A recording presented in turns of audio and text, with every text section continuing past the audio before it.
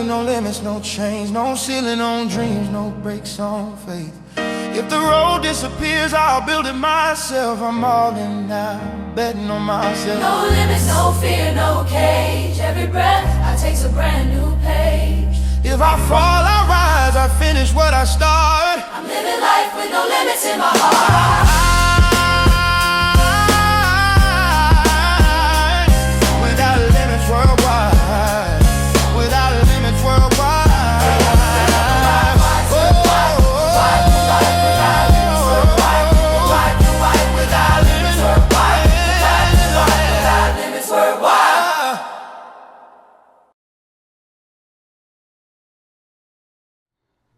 Have you ever felt like you were behind in life?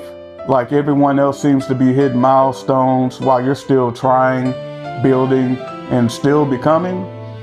Well, if that sounds familiar, this episode is for you. What if being a late bloomer isn't a disadvantage, but one of the greatest advantages one could have?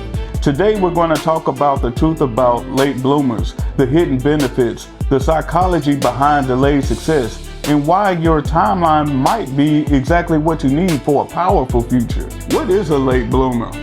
A late bloomer is someone whose success, talents, confidence, and life progress show up later than what society expects. And this can show up in many areas. Career success, relationships, emotional maturity, financial stability, confidence, identity, creativity, and purpose. The problem isn't being a late bloomer. The problem is living in a world obsessed with early achievement. We are constantly exposed to young millionaires, overnight fame, and early marriages. But life doesn't follow a single timeline. Growth isn't a race.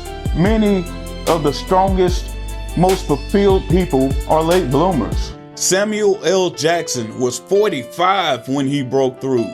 Now one of the highest grossing actors ever. Colonel Sanders, he founded KFC in his 60s after multiple business failures. Morgan Freeman was 56 when he starred in Shawshank Redemption back in 1994. Vera Wang was 40 when she busted out onto the fashion scene. Last but certainly not least, me.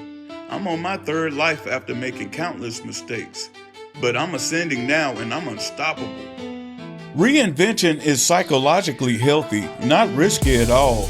These are great examples of people who weren't afraid to start over. If they can do it, you can do it too. Why do late bloomers actually have an advantage? Number one, it begins with stronger self-awareness. Late bloomers tend to spend more time figuring themselves out. They question things. They explore different paths. Number two, emotional resilience. When success comes later, you've actually experienced rejection, failure, doubt, comparison, and setbacks, but those experiences build psychological strength. Late bloomers don't crumble under pressure. They adopt, adjust, and keep moving.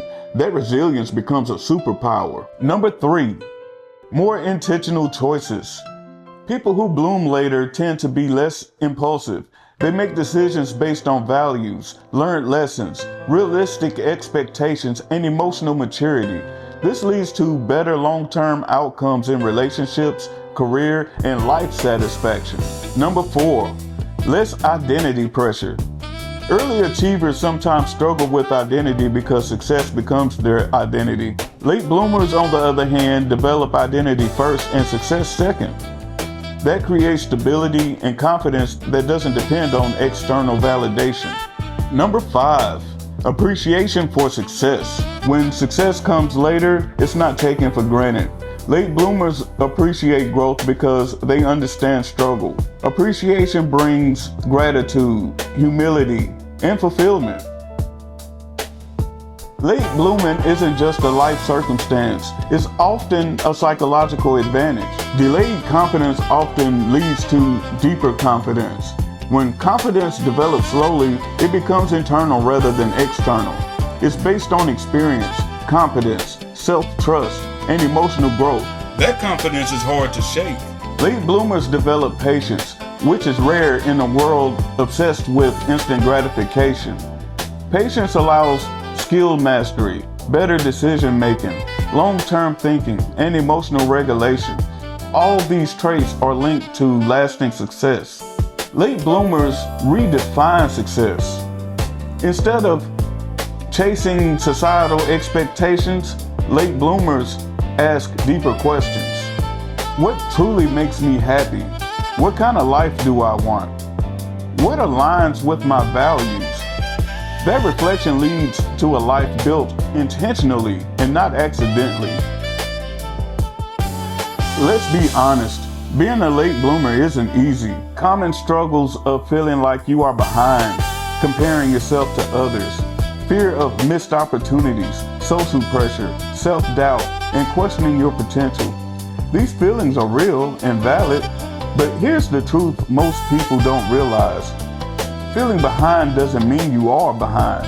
It means you are comparing your chapter 3 to someone else's chapter 12. Everyone's story unfolds differently. So, how do you embrace being a late bloomer? Number 1, stop comparing timelines. Comparison only creates anxiety and steals your joy. Your timeline is unique because your experiences are unique. Number 2, focus on your growth, not speed. Speed doesn't equal success, direction does. Consistency beats urgency.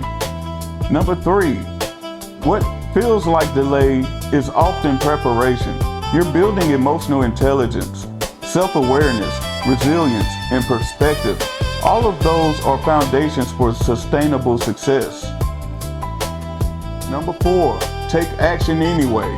Being a late bloomer doesn't mean waiting forever. Growth still requires movement. Small steps compound into massive change. If you feel like a late bloomer, remember this.